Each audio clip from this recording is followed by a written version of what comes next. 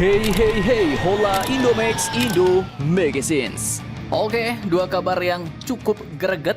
Kali ini yang pertama datang dari 3 jet tempur Rafale pertama Indonesia yang katanya kini akan dikirim dengan Airbus A330 MRTT. Nah loh, lantas bagaimanakah maksudnya itu?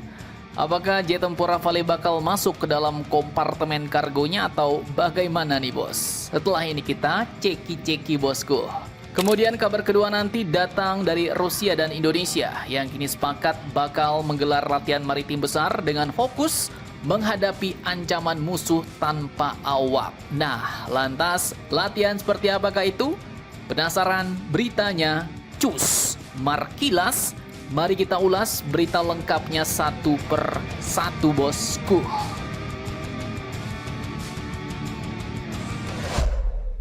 Oke, yang pertama, jadi seperti video admin kemarin, TNI Angkatan Udara kini telah resmi melakukan serah terima awal 3 unit jet tempur Rafale pertamanya bos. Dan menariknya kini, admin kutip dari sumber berita Koran Jakarta yang mengutip lagi dari situs Army Recognition.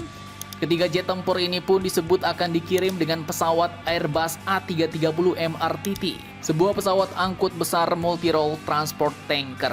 Nah loh, mungkin dari kalian ada yang bertanya-tanya nih bos, itu maksudnya gimana men? Apakah pesawat Rafale ini akan masuk ke dalam ruang kargonya? Nah, jawabannya tentu tidak bos. Dan mustahil masuk ke kargo A330 kecuali kalau dipretelin ya kan. Jadi dari sumber berita yang dimaksud dikirim dengan A330 MRTT ini maksudnya ya pesawat A330 ini akan bertindak sebagai pendamping bos, sekaligus tanker udara yang bertugas untuk menyusui alias memberikan pengisian bahan bakar di udara, air-to-air refueling selama perjalanan panjang dari Prancis menuju Indonesia.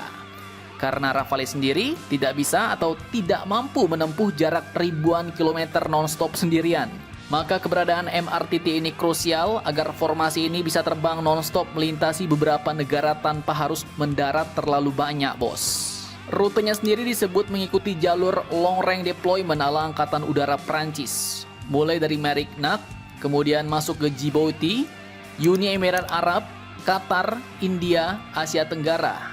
Strateginya yaitu dengan kombinasi antara mendarat singkat dan refueling di udara bos. Pilot Indonesia yang sudah menyelesaikan pelatihan konversi pun akan ikut dalam misi Ferry Flag ini, menandai transisi dari pesawat diterima menjadi pesawat siap operasi. Mantap, mantap jos. Dan 3 unit pertama ini akan menuju sangkar barunya di Januari 2026 nanti, yaitu di Lanut Rosmi Nurjadin Pekanbaru Riau, yang kini sudah memasuki tahap final persiapan hanggar, fasilitas perawatan, logistik amunisi, hingga kesiapan teknisi. Dan disebutkan lagi bahwa Indonesia secara total nih telah mengakuisisi 42 unit Rafale F4 yang terdiri dari 16 kursi ganda dan 26 unit kursi tunggal dengan nilai sekitar 8,1 miliar US dollar. Paketnya lengkap, yaitu meliputi pelatihan penuh, dukungan logistik, hingga pusat pelatihan bersimulator misi lengkap. Mantap, mantap, jos.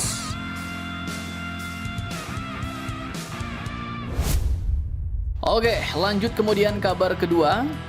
Surabaya kini kembali menjadi saksi pergerakan penting kerjasama militer antara Indonesia dan Raski-Raski Rusia bos. Jadi admin kutip pada Selasa 2 Desember kemarin, ternyata di dalam gedung bersejarah Museum Pusat Angkatan Laut, TNI Angkatan Laut dan Angkatan Laut Rusia kini resmi mencapai kesepakatan besar, yaitu latihan bilateral Oruda 2026. Sebuah gelaran yang akan membawa kedua negara ke level kolaborasi yang semakin strategis. Pertemuan tingkat tinggi itu pun berlangsung dalam Navy to Navy Talks keempat bos, dipimpin langsung oleh Assops Kasal Laksda Yayan Sofian sebagai ketua delegasi TNI Angkatan Laut. Dan dari kubu Rusia hadir pula Laksda Vladimir Zemskov, wakil kepala staf utama Angkatan Laut Rusia. Dan dari hasil pertemuan ini sebuah keputusan besar pun lahir, yaitu pada 2026 nanti TNI Angkatan Laut dan Rusia telah sepakat akan lanjut menggelar latihan bersama yang kedua dengan fokus menghadapi ancaman musuh tanpa awak, tegas Kadispenal Laksma Tunggul. Nah, latihan ini pun bukan sembarang latihan nih bos. Ini adalah respon langsung terhadap tren peperangan modern masa kini. Jadi mulai dari menghadapi drone laut, drone udara, hingga sistem otonom yang kini menjadi ancaman utama di setiap zona perairan dunia, bos. Dan Rusia sendiri, seperti yang kalian tahu ya, sepertinya kini adalah salah satu negara yang paling berpengalaman nih menghadapi ancaman-ancaman seperti itu. Salah satunya jelas dari perang Ukraina. Sehingga kerjasama ini jelas merupakan kesempatan emas buat militer kita untuk mendapatkan ilmu dan pengalaman baru dari Angkatan Laut Rusia. Dan yang lebih menarik, latihan Oruda 2026 ini pun tidak akan digelar di Indonesia, bos, melainkan di perairan Federasi Rusia. Dan kemungkinan besar akan dilakukan pada akhir tahun 2026 nanti. Rusia pun menilai gelaran ini merupakan latihan besar yang sangat penting dengan persiapan berlapis dan agenda 2 tahunan yang kini sudah menjadi tradisi. Selain materi perang cyber dan ancaman tanpa awak, kedua angkatan laut pun juga menyepakati peningkatan kerjasama medis, termasuklah pelatihan hyperbarik dan kesiapan untuk menghadapi resiko pandemik. Sebuah langkah yang makin menunjukkan luasnya cakupan hubungan strategis antara Indonesia-Rusia di ranah maritim. Dan dengan skenario yang lebih kompleks, wilayah operasi yang lebih menantang dan fokus pada ancaman generasi baru, maka pagelaran latihan besar Oruda 2026 ini diprediksi akan menjadi salah satu latihan maritim bilateral terbesar Indonesia pada dekade ini, bos. Lantas, bagaimanakah sejarahnya latihan Oruda ini tercipta?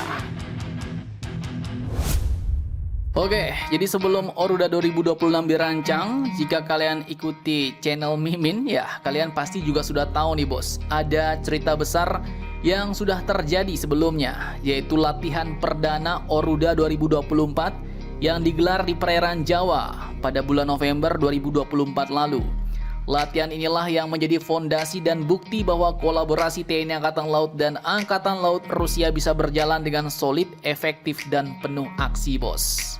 Pada waktu itu, Rusia mengirimkan kekuatan tempurnya secara langsung, yaitu 3 kapal perang korvet RFS Gromky 335, Aldar Saidenzevov 339 sampai Reski 343, ditambah kapal selam tempur B588 UFA yang menjadi salah satu ikon armada Pasifik Rusia.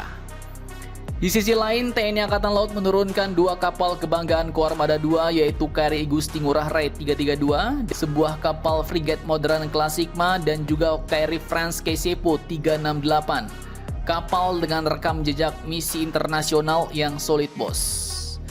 Pada tahun lalu, materi latihan pun tak main-main, mulai dari manuver taktis, komunikasi visual, komunikasi sandi morse, sleeve off, radio kontrol, embarkasi, penembakan senjata ringan, evakuasi udara, pertukaran personel antar kapal, hingga latihan formasi armada. Semua itu berlangsung dalam ritme padat yang mencerminkan kemampuan kedua angkatan laut dalam koordinasi multinasional. Dan dari sinilah Rusia kemudian menyimpulkan latihan ini layak dijadikan agenda 2 tahunan dan Indonesia setuju. Dan kini bab berikutnya sudah menunggu, bos. Akhir tahun 2026 nanti di perairan Rusia dengan skenario yang lebih berani dan ancaman yang lebih futuristik. Mantap, mantap, jos.